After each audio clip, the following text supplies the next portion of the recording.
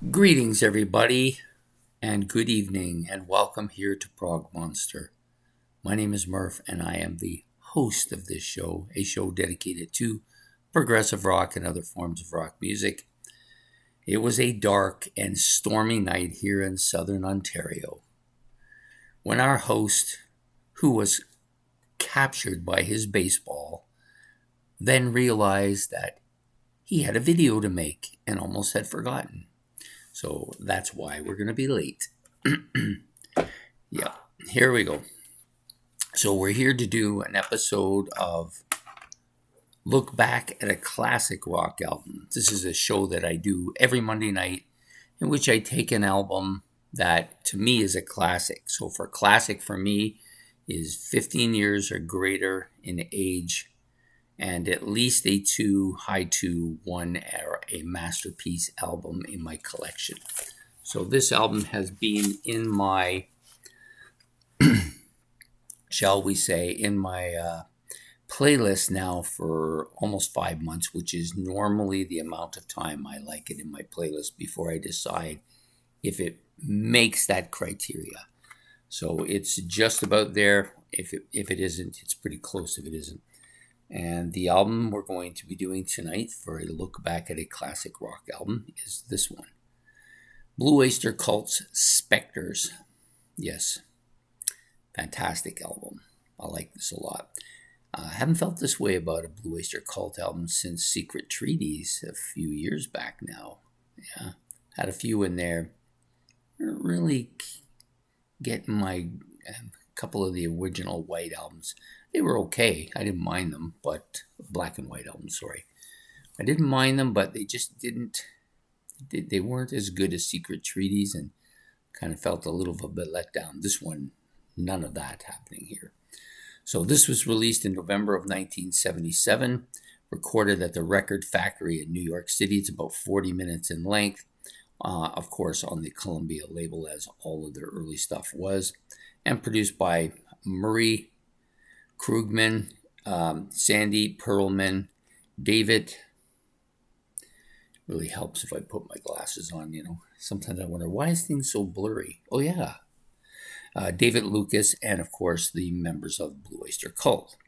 Appearing on the album as Blue Oyster Cult, Eric Bloom on stun guitar. I do not know what that is really, and I was going to look it up and then I completely forgot about it until just now. He also does vocals.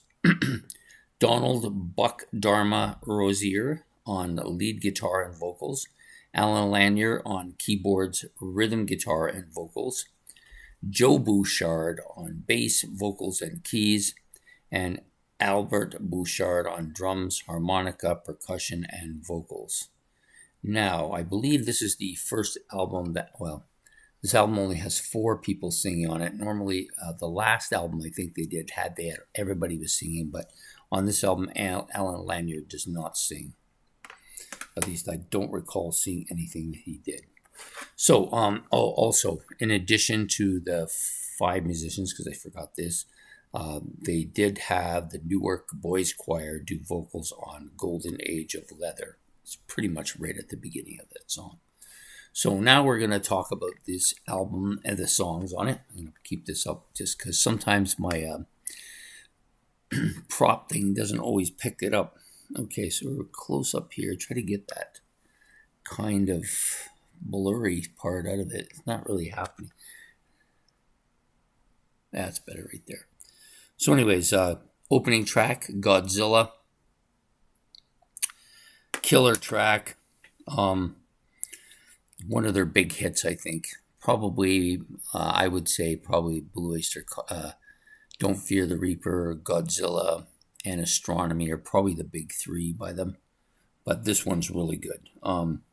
Probably my favorite track on there, but there's a lot of really strong stuff on this album. Very heavy riff and got that kind of Godzilla noise that they put in there to make it sound like he's coming and banging along. It's a kind of quirky noise, but it suits the song so well. The double vocal, heavy vocal song here, great, I think, with Bloom and Rosier doing the vocals on it. Intermittent kind of guitar soloing was fantastic, and the song is quite heavy. So overall, the album is very much heavier than a lot of their stuff. I think this is one of their heaviest albums. Almost got that kind of a metal feel to it at times, especially with some of the guitar riffing. It's so good. Lots of harmony vocals throughout this album.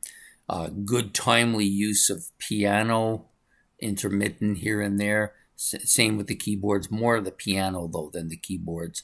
I do like some of the heavier drum tracks. There's a couple of melodic songs that are really strong, too. So that's kind of the overview of the album. There is no bad tracks on this album. I liked all 10 tracks. In fact, I liked all of them really well. So next track up is called Golden Age of Leather. This is another duet by Rosier and Bloom. And it starts out with that choir start vocal harmony part at the beginning, opens the track. Catchy riff with some more catchy riff, very heavy track. It's a bit faster paced and a bit of more of a bitey track, I guess you might want to call it. Again, the vocals are strong. The twin vocally is strong. The solo is kind of a high-pitched, but great. The next track out is called Death Valley Nights. This one has Al Bouchard on vocals here. It's slow, melodic, catchy part with a piano kind of accompaniment. The vocals are high-pitched, a bit on the scratchy side, but you can tell it's Al's voice. Heavy riffing, catchy, hooky, mixed with a lot of that mellow parts back and forth between the two, and the solo was heavy and intense. So just going to flip it over here. Searching for Celine, another really good track. I think this may be, kind of one of the middle range songs, but still another really good track. It's got a kind of a piano opening with some heavy, heavy bass here by Joe Bouchard. This one's sung by Bloom. His voice is kind of dark and heavy, very dominant voice in this particular track. And some heavy but catchy soloing again. A lot of that throughout the album. Next song up's Fireworks. This is another one with Al Bouchard on vocals. Catchy, melodic, guitar picking towards the beginning. I would say the vocals are kind of smooth, clear. Nothing spectacular, but clearly it's Al Bouchard singing here. Catchy melody and lots of catchy hooks throughout this particular track. So it's going to be it's a bit of a poppy song with some heavy guitar fills in it. And the chorus harmonies are very catchy. I do like them a lot. This is one of my favorite songs on the album. Are You Ready to Rock? Are you ready to rock? Yes, I am. Yeah, another catchy track. This is Eric Bloom on vocals here. It's got a heavy opening guitar riff and solo at the same time. So fantastic duet there towards that part. It's got a bit of a scratchy high-end vocals by Bloom. That's normally the way he is, but he's got a very rockish voice. Some piano periodically throughout the track. And it's got some real catchy harmonies, too. I do like the harmonies on the whole album as a whole, but on this particular song, a lot. Celestial Queen, this is a Joe Bouchard vocals. His voice is a little bit different than the others. It's kind of got a bit of an off twang to it. Not a terrible off twang, but it's a little bit different than a lot of the other vocals. The keyboards are frontal, opening with a very heavy part. Joe Bouchard vocals are smooth, but not overly frontal. So he's a little bit further back in the mix, and he's got that kind of quirky sound to his voice. Really catchy harmony again throughout, and more periodic piano throughout this particular track. All these tracks, from Fireworks through to Going Through the Motion, which is the next song, I gave them all 7 pluses. Going Through the Motion, Bloom on vocals again. This has got that kind of 50-ish sound to it. At times, there's almost a Beach Boy flavor to this particular track. heavier than the Beach Boys, of course, but still has that kind of reminiscent. I don't know if they were influenced by the Beach Boys, but if they weren't, then it's kind of unusual that they sound like that. Bloom's vocals are scratchy and at the high end, as most of his stuff usually is. The keyboard beat is a little bit different than a lot of his other stuff, but it's still good. The soloing again dominates throughout the middle of the track. It's a very emotional vocal sound that he puts out here, Bloom. Probably one of the most emotional parts on the album. Next up is I Love the Night. This is Rosier, Buck Dharma here on vocals. Melodic picking, guitar opening.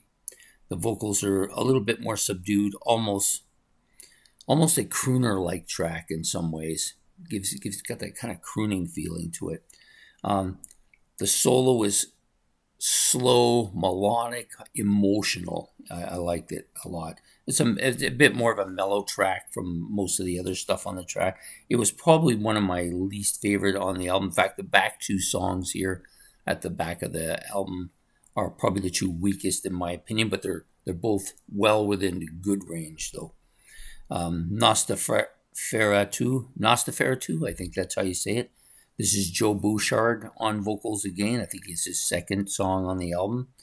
Heavy, dark opening with a kind of spacey feel at times to it. The vocals are not as frontal. Joe Bouchard tends to be a little bit further back in the mix. The harmony vocals are more dominant than his frontal vocals. The piano noticeably high and creating a atmosphere throughout the song, like almost a background atmosphere. There's some heavy guitar here. At times, it's not a heavy song, but the guitar at times is heavy, and the solo that ends is very heavy and really catchy. I really like Buck Dharma's guitar and the way he plays it. When they're playing hard rock, he's as good as anybody on the lead parts. Anybody out there, I think. Their songs, again, very catchy. They're different. They're not just your standard rock songs. They got lots of different elements to their music. And that's the biggest asset of not only this album, but Blue Oyster Cult in general, is that every album is different. You don't mix them up.